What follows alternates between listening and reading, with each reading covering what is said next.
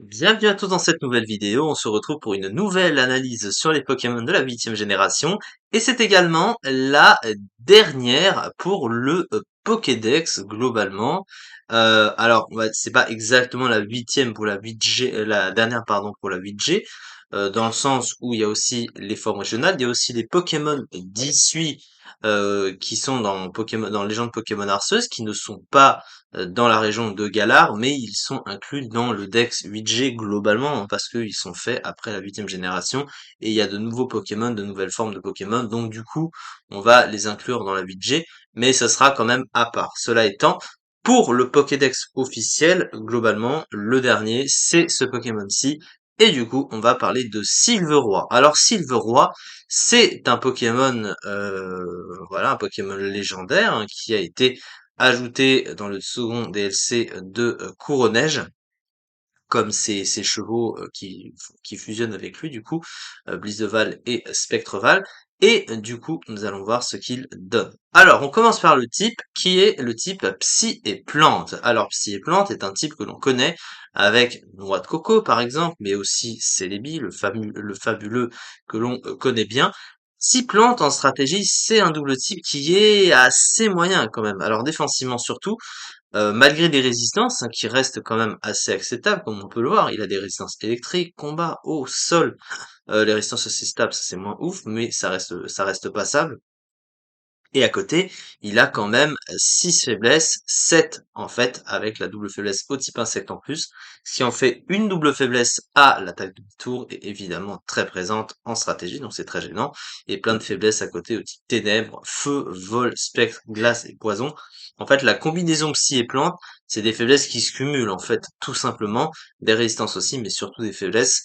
Et offensivement, bah, le type Psy et Plante ne s'apportent pas grand-chose l'un et l'autre. Le type Plante est mauvais déjà de base en stratégie, le type Psy est assez moyen offensivement aussi. Du coup, bah, c'est pas vraiment incroyable. Et ils sont résistés tous les deux les stats par le type Acide aussi, le meilleur type défensif du jeu que l'on connaît bien. Et vous voyez, beaucoup de Pokémon résistent à ça. C'est vraiment pas incroyable. Ensuite, sur le plan talent, il a Tension qui empêche l'adversaire de manger des baies. Bon, c'est vraiment très rarement utilisé en stratégie, donc pas vraiment ouf. Ensuite, sur le plan des statistiques, bah c'est vraiment triste, hein. Pour un légendaire, quand même, quand tu vois ça, c'est quand même pas incroyable. Il a des stats qui sont pratiquement toutes à 80, alors 80 d'attaque, 80 d'attaque spéciale, c'est vraiment pas incroyable pour un légendaire. Son bulk, malgré les 100 en PV, il a que 80 dans les défenses, ça reste pas ouf non plus. Et à côté, une vitesse pas folle également de 80. Donc il est pas assez rapide, il tape pas assez fort, et même si son bulk reste correctissime, il reste pas incroyable comparé au reste. Donc du coup, bah c'est vraiment des stats qui sont pas bonnes pour un légendaire. Ensuite, nous allons nous pencher sur son move pool. Alors sur son move pool, offensivement, c'est la tristesse. Pourquoi c'est la tristesse? Parce que il a évidemment ses stabs, ça on n'en démord pas, avec des stabs qui restent très utiles et puissants, mais on les connaît bien. Énergie Ball, Giga Drain, Deep Storm, ce type Psy, Psycho, Shock Psy, et j'en passe. Mais il n'a pas vraiment de coverage, hein. Quand tes rares coverage sont Draining Kiss et Pollen Puff, hein, c'est un peu la tristesse. L'entièreté des moves offensifs sont résistés en plus par le type acier, qui est le meilleur type défensif du jeu, je le rappelle. T'as même pas de coverage pour passer le type qui va forcément te bloquer ou bien résister à tes moves. Ensuite, sur le plan du soutien, il a quelques trucs, mais bon, hein, il va être facilement comparé à d'autres Pokémon qui vont avoir plus, évidemment. Il a Plénitude, Aromathérapie, Agility, Plénitude, je crois que je l'ai dit. Il a Relais également. Euh, il a aussi les écrans, je crois. Hein, oui, voilà, il a les écrans. Mais globalement, puis il a aussi Tour Magique.